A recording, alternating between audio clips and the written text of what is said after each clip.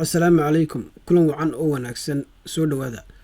mawduucan kooban waxaynu kaga hadlaynaa faa'iidooyinka xanjada ama xanjada la calaashado ay u leedahay caafimaadka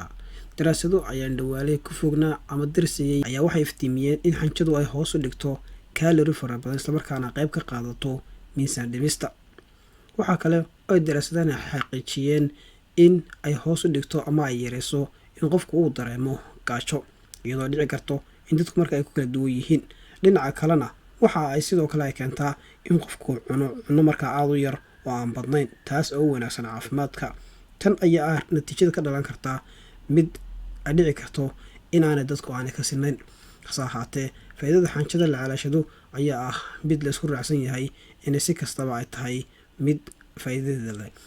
dhinaca kale marka laga hadlayo xanjada la calaashado aan lahayn sonkorta ama waxyaabaha macaan aan ay ku jirin waxay ka hortagtaa waxa loo yaqaan suuska ama bololka ku dhaca ama ku sameysma ilkaha kaas oo keena marka in dahaar madow ilkaha ku sameysmo waa mid wanaagsan marka laga hadlayo joogteynta caafimaadka ilkaha gaar ahaan xanjada aan lahayn waxyaabaha lagu daro sida sonkorta iyo waxyaabaha kale marka lagu macaaneeyo faa'iidooyinka kale xanjadu leedahay waxa kamid ah in horumariso caafimaadka afka iyo ilkaha sidoo kale waxa kale oo kamid ah faa'iidooyinka xanjadu leedahay in xadido miisaanka gaar ahaan cayilka sidoo sheegnay waxa kale oo horumarisa caafimaadka dheefshiidka waxa sare u qaadaa shaqada beerka iyo sidoo kale mindhicirada gaar ahaan mindhicirka weyn mindhicirka yar waxay si habsami looga shaqeysaa meesha u qaadaa in dhuugu u gaaro maskaxda si habsami leh waxa kale oo kamid ah faa'iidooyinka xanjadu leedahay dadka iyagu mataga marka baabuurta raacaan in marka mataga ka hortagto waxa kale oo kamid ah in hoos u dhigto laalaabka wajiga iyo gudbayntii dadka marka baruurta ka fuusho wajiga kuwaas waa qaar kamid ah faa'iidooyinka gaarka ah marka xanjadu ay leedahay